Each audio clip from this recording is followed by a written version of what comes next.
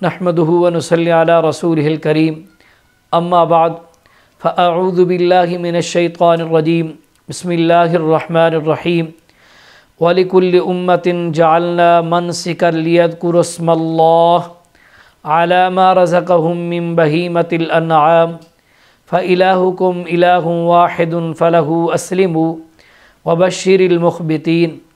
सदक़ल्लाहुल अज़ीम। अक्सर साथियों का सवाल है कि भैंस और कट्टे की क़ुरबानी ये जायज़ है या नाजायज़ है। अगर जायज़ है तो इस पर कुछ दलाइल आज इंशाअल्लाहुल अज़ीज़ इस पर गुफ्तगू करूँगा कि कट्टा या भैंस। पहली तो बात ये है कि ये जो भैंस है ये रसूलुल्लाह सल्लल्लाहु ताला अलैहि वसल्लम के दौर में नहीं आई थी, क्योंकि ये अरब का जानवर है ही नहीं, ये ईरान का जानवर है, ईरान से आया है सैयदना फ़ारूक आज़म रज़ी अल्लाह ताला अन्हु के दौर में। और उस वक्त से इमाम अहमद इब्न हम्बल रहमतुल्लाह अलैह के दौर तक इसमें किसी का इख्तलाफ नहीं था। इमाम अहमद इब्न हम्बल रहमतुल्लाह अलैह के दौर में ये थोड़ा बहुत इख्तलाफ हुआ और उसके बाद ये इतना उरूज पकड़ गया कि आज से कुछ अरसा कबल ये बहुत उरूज पर चला गया है। और अब फिर भी कुछ हज़रात जो इस चीज़ के कायल नहीं थे, कुछ न कुछ दलाइल से उन्होंने भी इस बात को तस्लीम कर लिया है। आज इंशाअल्लाहुल अज़ीज़ दोनों बातें आप हज़रात के सामने रखूँगा। पहली बात यह है कि ये रब का कुरान है मेरे सामने, 17वां सिपारा है और सूरत हज की आयत नंबर 34 है। और इसमें अल्लाह रब्बुल आलमीन ने जो क़ुरबानी का हुक्म किया है वो हुक्म है मिन बहीमतिल अन्आम। लफ्ज़ बहीमा है और ये बहीमा जो है ये याद रखना जितने भी है इस बहीमा में, ये बहीमा में हसर नहीं है, ये बात ज़हन पर रखना। उलमा इस बात को बखूबी जानते हैं और इसको मैं बिल्कुल आसान करने लगा हूँ कि तमाम लुग़त वाले जितने भी जिन्होंने लुग़त लिखी है, मसलन उन तमाम ने लिखा है कि जामूस जो है, ये भैंस जो है, ये गाय की किस्म है। मसलन लिसानुल अरब वाले ने, इमाम ज़ुबैदी की किताब है ताजुल उरूस, उसमें लिखा है। और इसी तरीके पर अल कामूस है, उसमें लिखा है अल जामूस नौइम मिनल बक़रे, के जामूस जो है, जामूस कहते हैं भैंस को, ये भैंस जो है ये गाय के हुक्म में है।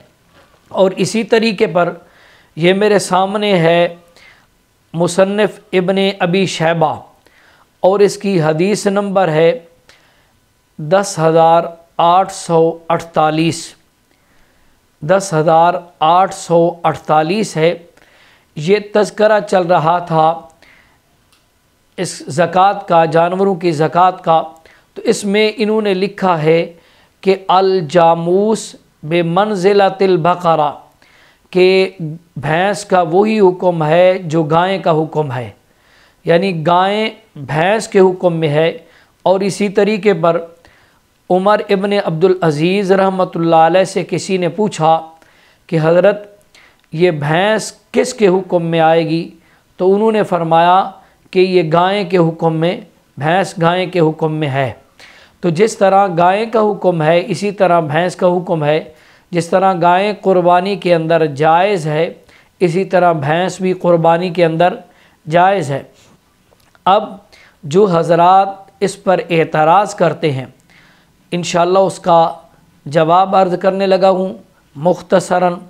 पहला एतराज़ उनका ये होता है कि कुरान मुक़द्दस में अल्लाह रब्बुल आलमीन ने जो 8 जानवरों का तज़किरा किया है, यानी 4 जानवर नर मादा 8 हो गए, तो उसमें भैंस का तज़किरा ही नहीं है। जवाब इसका ये है कि देखें, पहली बात तो ये है یہ قرآن مقدس کی یہ جو آیت مبارکہ ہے اس کے اندر قربانی کا تذکرہ ہے ہی نہیں۔ قربانی کا تذکرہ یہ صورت حج کے اندر ہے جس میں بہیمۃ الانعام کا تذکرہ ہے۔